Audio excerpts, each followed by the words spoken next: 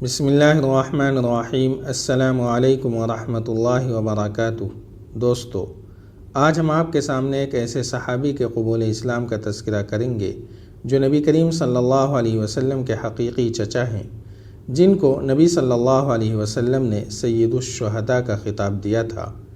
یہ صحابی ہیں حضرت حمزہ رضی اللہ عنہ۔ نبی کریم صلی اللہ علیہ وسلم کے چچا حضرت حمزہ رضی اللہ عنہ کو نبی صلی اللہ علیہ وسلم سے خاص محبت تھی۔ وہ آپ صلی اللہ علیہ وسلم سے 2-3 سال بڑے تھے اور ساتھ کے کھیلے تھے۔ دونوں نے صوبیہ کا دودھ پیا تھا اور اس رشتے سے آپ صلی اللہ علیہ وسلم کے دودھ شریک بھائی تھے۔ وہ ابھی تک اسلام میں داخل نہیں ہوئے تھے، لیکن نبی صلی اللہ علیہ وسلم کی ہر ادا کو محبت کی نظر سے دیکھتے تھے۔ شمشیر زنی، تیر اندازی اور پہلوانی کا بچپن ہی سے شوق تھا۔ سیر و شکار سے بھی غیر معمولی دلچسپی تھی۔ ان کا معمول تھا کہ منہ اندھیرے تیر کمان لے کر نکل جاتے اور دن بھر کے شکار کے بعد شام میں واپس ہوتے تو پہلے حرم میں جاتے اور طواف کے بعد قریش کے سرداروں کے پاس جاتے جو حرم کے صحن میں بیٹھا کرتے تھے۔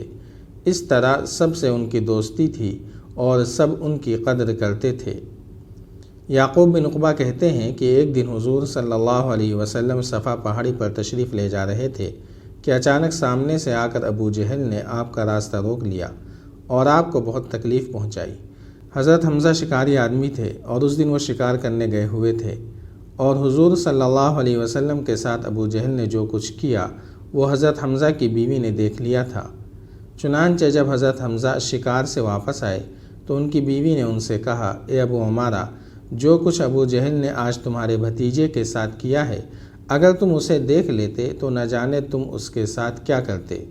یہ سن کر حضرت حمزہ کو بڑا غصہ آیا، چنانچہ وہ گھر میں داخل ہونے سے پہلے ہی اپنی گردن میں کمان لٹکائے ہوئے اسی طرح چل دیے اور مسجد حرام میں داخل ہوئے۔ وہاں انہوں نے ابو جہل کو قریش کے ایک مجلس میں بیٹھے ہوئے پایا۔ حضرت حمزہ اپنی کمان پر ٹیک لگا کر کہنے لگے، میں نے ایسے اور ایسے تیر چلائے اور یہ کیا اور وہ کیا۔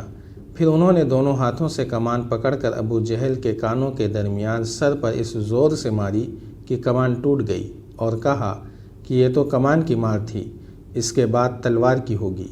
میں گواہی دیتا ہوں کہ وہ اللہ کے رسول ہیں اور وہ اللہ کے پاس سے حق لے کر آئے ہیں۔ لوگوں نے کہا، اے ابو عمارہ، وہ ہمارے معبودوں کو برا بھلا کہتے ہیں، اور یہ کام تو ایسا ہے کہ اگر تم بھی کرو تو ہم تمہیں بھی نہ کرنے دیں، حالانکہ تم ان سے افضل ہو، اور اے ابو عمارہ، تم تو بد اخلاق نہ تھے۔ ابتدا میں حضرت حمزہ رضی اللہ عنہ کا اسلام محض اس حمیت کے طور پر تھا کہ ان کے بھتیجے کی توہین کیوں کی گئی۔ نبی صلی اللہ علیہ وسلم کی حمایت میں انہوں نے اسلام کا اظہار تو کر دیا، لیکن گھر پر آئے تو تذبذب میں تھے کہ آبائی دین کو دفعتاً کیوں چھوڑ دوں۔ تمام دن کی غور و فکر کے بعد یہ فیصلہ کیا کہ دین حق یہی ہے۔ اس کے بعد حضرت حمزہ نبی صلی اللہ علیہ وسلم کی خدمت میں دار ارقم میں حاضر ہوئے اور کہا، بھتیجے، خوش ہو جاؤ کہ میں نے ابو جہل سے آپ کا بدلہ لے لیا ہے۔ آپ صلی اللہ علیہ وسلم نے فرمایا، چچا، میں تو اس وقت خوش ہوتا جب آپ دین اسلام قبول کر لیتے۔ یہ سن کر حضرت حمزہ رضی اللہ عنہ نے کلمہ شہادت پڑھ لیا۔ حضرت حمزہ کے مسلمان ہونے سے حضور صلی اللہ علیہ وسلم اور مسلمانوں کو بہت قوت حاصل ہوئی اور مسلمان اپنے کام میں اور زیادہ پکے ہو گئے، اور اب قریش ڈرنے لگے کیونکہ انہیں معلوم تھا کہ اب حضرت حمزہ حضور صلی اللہ علیہ وسلم کی ضرور حفاظت کریں گے۔ سن 2 ہجری میں بدر کا مشہور معرکہ پیش آیا۔ صف آرائی کے بعد عتبہ، شیبہ اور ولید نے کفار کی طرف سے نکل کر مقابلے کے لیے للکارا تو لشکر اسلام سے چند انصاری نوجوان مقابلے کے لیے آگے بڑھے، لیکن عتبہ نے پکار کر کہا، محمد، ہم لڑکوں سے نہیں لڑنا چاہتے، ہمارے مقابل والوں کو بھیجو۔ ارشاد ہوا، حمزہ، علی، عبیدہ، اٹھو اور آگے بڑھو۔ حکم کی دیر تھی کہ یہ تینوں نیزے ہلاتے ہوئے اپنے حریف کے مقابل جا کھڑے ہوئے۔ حضرت حمزہ نے پہلے ہی حملے میں عتبہ کو واصل جہنم کیا۔ حضرت علی رضی اللہ عنہ بھی اپنے حریف پر غالب آئے، لیکن حضرت عبیدہ اور ولید میں دیر تک کشمکش جاری رہی۔ وہ زخمی ہو گئے تو ان دونوں نے ایک ساتھ حملہ کر کے ولید کا کام تمام کر دیا۔ یہ دیکھ کر طعیمہ بن عدی جوش انتقام میں آگے بڑھا، لیکن حضرت حمزہ نے ایک ہی وار میں اس کو بھی ڈھیر کر دیا۔ مشرکین نے طیش میں آ کر عام حملہ کر دیا۔ دوسری طرف سے مجاہدین اسلام بھی اپنے جانبازوں کو نرغے میں دیکھ کر ٹوٹ پڑے۔ نہایت گھمسان کا رن پڑا۔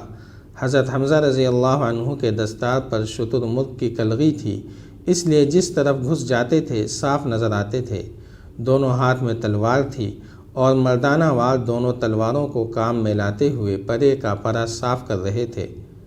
غرض جب تھوڑی دیر میں دشمن بہت سے قیدی اور مال غنیمت چھوڑ کر بھاگ کھڑا ہوا تو بعض قیدیوں نے پوچھا، یہ کلغی لگائے کون ہے؟ لوگوں نے کہا حمزہ۔ بولے، آج ہم کو سب سے زیادہ نقصان اسی نے پہنچایا۔ حضرت حمزہ رضی اللہ عنہ نے چونکہ جنگ بدر میں چن چن کر اکثر سرداران قریش کو تحقیق کیا تھا، اس لیے تمام مشرکین قریش سب سے زیادہ ان کے خون کے پیاسے تھے۔ چنانچہ جبیر بن مطعم نے ایک غلام کو، جس کا نام وحشی تھا، اپنے چچا طعیمہ بن عدی کے انتقام پر خاص طور سے تیار کیا تھا اور اس صلے میں آزادی کا لالچ دلایا تھا۔ غرض وہ جنگ احد کے موقع پر ایک چٹان کے پیچھے گھات میں بیٹھا ہوا حضرت حمزہ رضی اللہ عنہ کا انتظار کر رہا تھا۔ اتفاقاً وہ ایک دفعہ قریب سے گزرے تو اس نے اچانک اس زور سے اپنا نیزہ پھینک کر مارا کہ آر پار ہو گیا۔ پھر بھی آپ وحشی کی طرف شیر کی طرح جھپٹے، مگر زخموں سے نڈھال ہو کر گر پڑے۔ اس شیر خدا کی شہادت پر کفار کی عورتوں نے خوشی اور مسرت کے ترانے گائے۔ ابو سفیان کی بیوی ہندہ بنت عتبہ نے ناک کان کاٹ کر زیور بنائے، نیز شکم چاک کر کے جگر نکالا اور چبا چبا کر تھوک دیا۔ جنگ کے خاتمے کے بعد شہدائے اسلام کی تجہیز و تکفین شروع ہوئی۔ نبی صلی اللہ علیہ وسلم اپنے چچا کی لاش پر تشریف لائے۔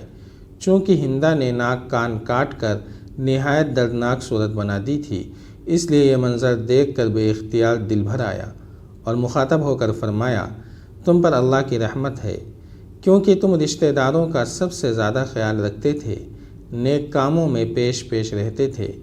اگر مجھے صفیہ کے رنج و غم کا خیال نہ ہوتا تو میں تمہیں اسی طرح چھوڑ دیتا کہ درند اور پرند کھا جائیں اور تم قیامت میں انہی کے شکم سے اٹھائے جاؤ۔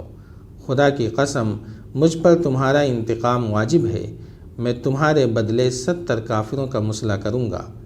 لیکن تھوڑی دیر کے بعد وحی الہی نے اس انتقام کی ممانعت کر دی، اس لیے قسم کا کفارہ ادا کر کے صبر اختیار فرمایا۔ حضرت صفیہ رضی اللہ عنہ حضرت حمزہ رضی اللہ عنہ کی حقیقی بہن تھیں۔ بھائی کی شہادت کا حال سنا تو جنازے کے پاس آئیں۔ نبی صلی اللہ علیہ وسلم نے اس خیال سے کہ آخر عورت ہے، اس ظلم کو دیکھ کر برداشت مشکل ہوگا، حضرت زبیر سے کہا کہ اپنی والدہ کو دیکھنے سے منع کرو۔ انہوں نے اپنی والدہ سے عرض کیا کہ نبی صلی اللہ علیہ وسلم نے دیکھنے سے منع فرمایا ہے۔ حضرت صفیہ نے کہا، میں نے سنا ہے کہ میرے بھائی کے ناک کان وغیرہ کاٹ دیے گئے ہیں، اللہ کے راستے میں یہ کون سی بڑی بات ہے، ہم اس پر راضی ہیں۔ میں اللہ سے ثواب کی امید رکھتی ہوں اور انشاءاللہ صبر کروں گی۔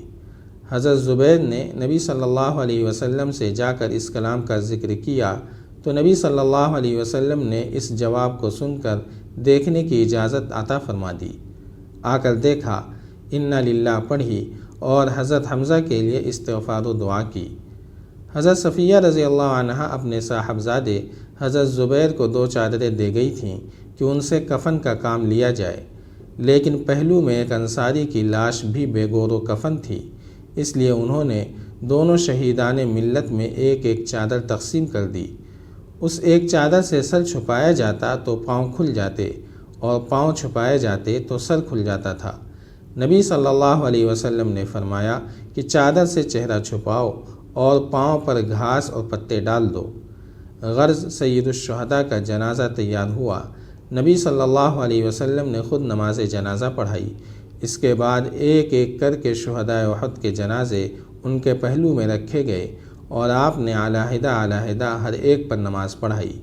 اس کے بعد حضرت حمزہ رضی اللہ عنہ کو اسی میدان میں سپرد خاک کر دیا گیا۔ اگر آپ کو یہ سلسلہ پسند آ رہا ہے تو لائک، شیئر اور کمنٹ کے ذریعے ہماری حوصلہ افزائی کریں۔ جزاک اللہ خیرا۔